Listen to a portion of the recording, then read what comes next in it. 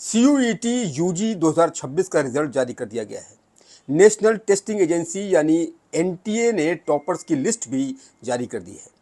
अब आगे की काउंसलिंग प्रक्रिया कैसे होगी, क्या क्या चीज़ें विद्यार्थियों को फॉलो करनी चाहिए, हमारे साथ इस विषय पर बातचीत करने के लिए मौजूद हैं शिक्षाविद राजेश भारती जी। सर, स्वागत है आपका न्यूज 18 पर। सीयूईटी का रिजल्ट जारी कर दिया गया है, एनटीए ने टॉपर्स की लिस्ट भी जारी कर दी है।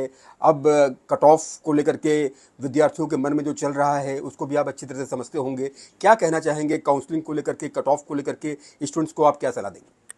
ये सीयूटी का जो एग्ज़ाम एनटीए कराती है, ये 49 सेंट्रल यूनिवर्सिटी के लिए ये एग्ज़ाम कराया जाता है। 49 सेंट्रल यूनिवर्सिटी है।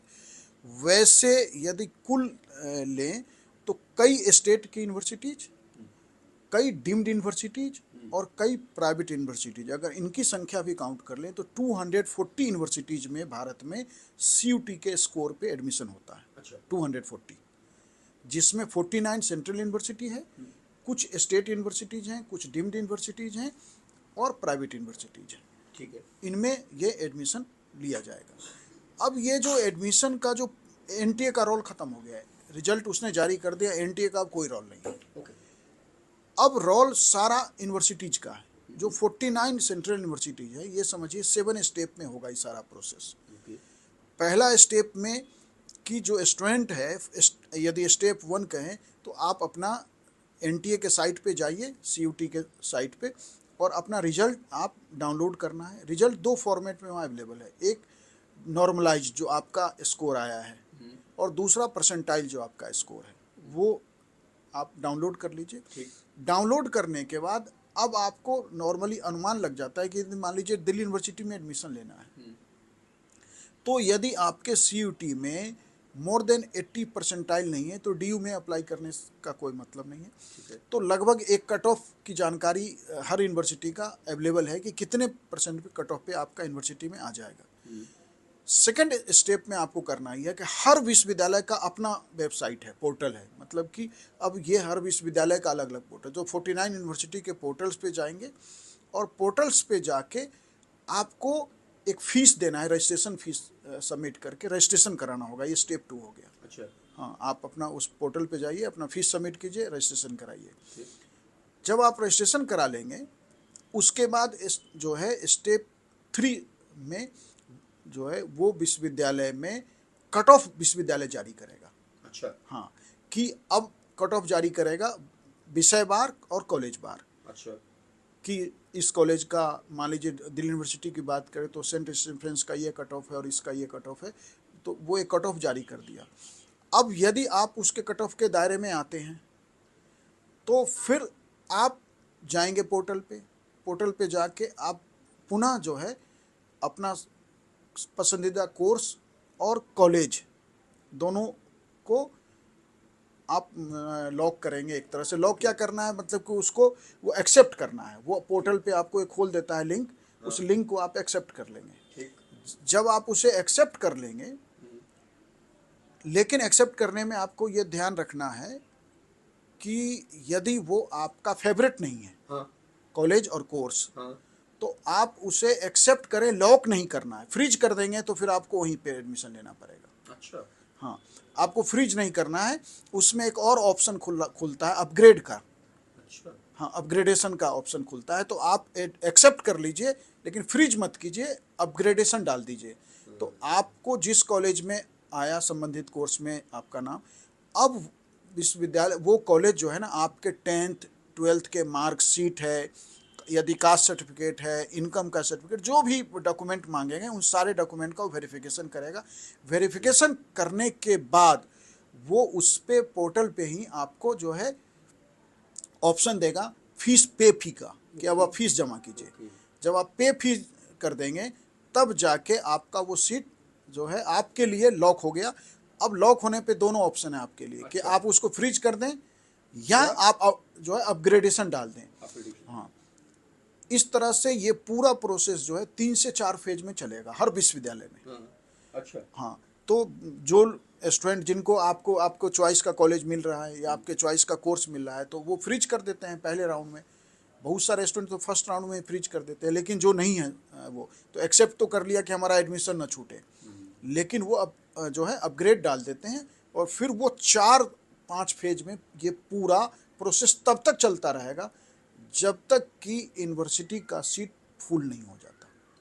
और जब तक सीट फुल नहीं हो जाता तब तक कट ऑफ जो है ना यूनिवर्सिटी वाइज अलग अलग होगा। अच्छा। दिल्ली यूनिवर्सिटी का अलग कट ऑफ होगा, इलाहाबाद यूनिवर्सिटी का अलग होगा, अलीगढ़ मुस्लिम यूनिवर्सिटी भी इसी में आता है, जामिया मिलिया भी इसी में आ रहा है, BHU भी इसी में आ रहा है, सारे ये 49 सेंट्रल यूनिवर्सिटीज़ हैं, ये सारा है इसके लिए। लेकिन इसी मार्क्स के बेस पे स्टूडेंट को ये बात विशेष ध्यान रखिए कि कई इस देश के अच्छे स्टेट यूनिवर्सिटीज़ भी इस स्कोर पे एडमिशन अब दे रहे हैं, डीम्ड कई यूनिवर्सिटीज़ भी दे रहे हैं, और कई प्राइवेट यूनिवर्सिटी भी इसी स्कोर पे अब एडमिशन दे रहे हैं।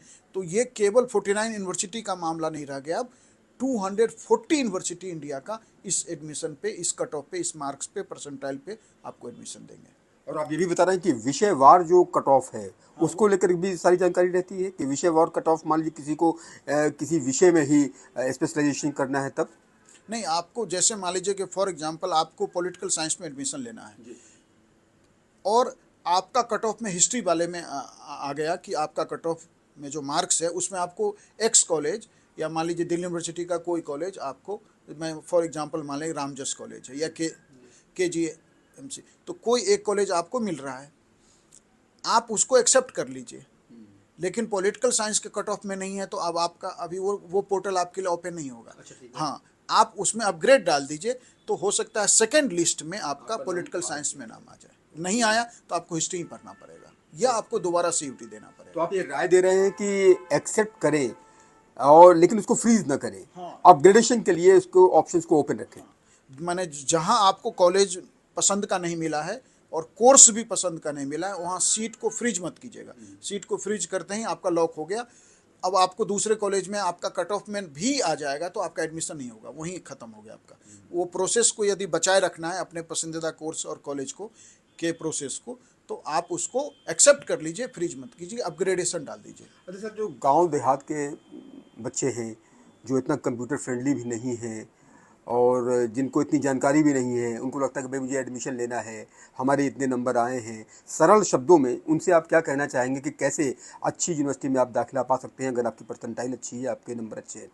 देखिए, गांव देहात के बच्चों के लिए तो ये बहुत बड़ा चैलेंज होता है कि इतनी सारी प्रोसेस जो कई राउंड का, और ये देखिए इस पूरा एडमिशन प्रोसेस अब जो है ना, आप कॉलेज विजिट कर सकते हैं ना यूनिवर्सिटी जा सकते हैं, सब सारा प्रोसेस ऑनलाइन है, सब कुछ ऑनलाइन होना है, फीस सबमिट से लेके डॉक्यूमेंट भी अपलोडेशन सब ऑनलाइन प्रोसेस है। तो ऐसे में कई बार ऐसा निश्चित रूप से हो रहा है कि गांव के छात्रों के लिए, ग्रामीण परिवेश के बच्चों के लिए मुश्किल हो जाता है।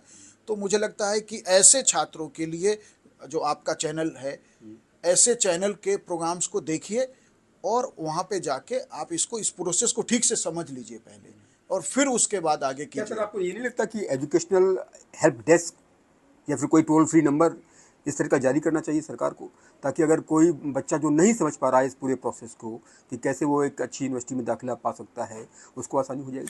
नहीं, इसके लिए जो है, ये आपका सुझाव निश्चित रूप से अच्छा है कि हमें भारत में जब हम सारा प्रोसेस को अब ऑनलाइन कर रहे हैं ना, तो हमें एक हेल्प डेस्क क्रिएट करना चाहिए, NTA को ही।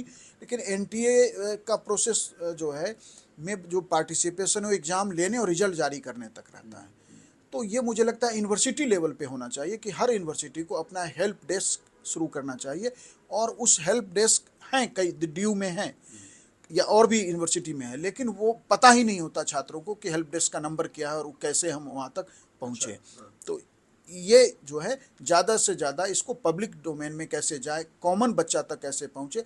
हम बड़े बड़े ऐड देते हैं विश्वविद्यालय छोटे छोटे बातों के लिए, तो दिल्ली विश्वविद्यालय, देश के प्रमुख विश्वविद्यालय, देश के राष्ट्रीय अखबार में या इलेक्ट्रॉनिक चैनल पे अपना वो दे सकते हैं कि हमारा हेल्प डेस्क ये नंबर है और इस पे आप संपर्क करके जो है अपने एडमिशन प्रोसेस को कंप्लीट कीजिए। प्रोसेस यही है कि पोर्टल पर रजिस्ट्रेशन करें, प्रेफरेंस फाइलिंग करें, उसके बाद अपनी कट ऑफ चेक करें, विषयवार अपनी कट ऑफ चेक करें, और उसके बाद डॉक्यूमेंट वेरिफिकेशन वाला कार्य जो होगा वो लास्ट में होता है। डॉक्यूमेंट वेरिफिकेशन के बाद फिर पे फीस होगा, पे फीस के बाद फिर आप एक्सेप्ट और वो जो है फ्रीज का ऑप्शन है।